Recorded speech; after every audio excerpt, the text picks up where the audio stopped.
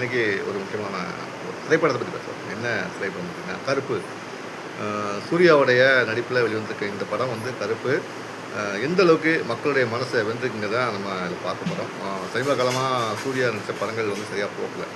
ஆனால் இந்த நிலையில் கருப்பு படம் வந்து தியேட்டரில் ஒரு மிகப்பெரிய அளவில் ஒரு கொண்டாட்டமாக இருக்குது. என்ன காரணம்னா கருப்பசாமி. இந்த கருப்பசாமி யாருன்னு பார்த்தீங்கன்னா வந்து கிராமங்களில் அதிகமாக குலதெய்வமாக கருதக்கூடிய ஒரு முக்கியமான தெய்வம், காவல் தெய்வம் தான் கருப்பு.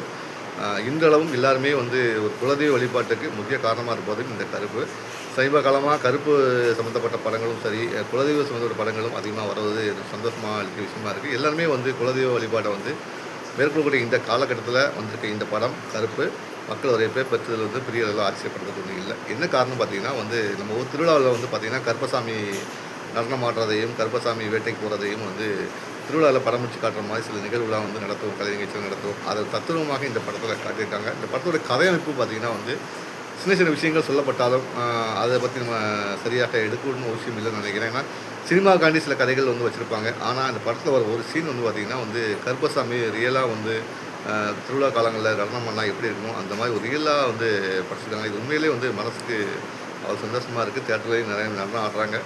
கருப்பசாமி உண்மையிலே ஒரு காவல் தெய்வம். அவர் நம்பினா கண்டிப்பாக உங்களுக்கு எல்லாமே நடக்கும். கருப்பசாமி மட்டும் இல்லை, மாடசாமி, ஆலிபுத்தார், இப்படி காவல் தெய்வமாக இருக்கக்கூடிய அனைத்து தெய்வங்களும் வந்து நம்ம குலதெய்வம் தான். குலதெய்வ வழிபாட்டை நம்ம வந்து மேற்கொள்ளுங்கிறதை இந்த படத்தில் உள்ள சில காட்சிகள் வந்து வெளிப்படுத்துது. அந்த வகையில் எனக்கு பிடிச்ச படமாக இந்த கருப்பு படம் அமைஞ்சிருக்கு. இந்த படம் நீங்கள் பார்த்தீங்கன்னா கமெண்ட் பாக்ஸில் பதிவு பண்ணுங்கள்.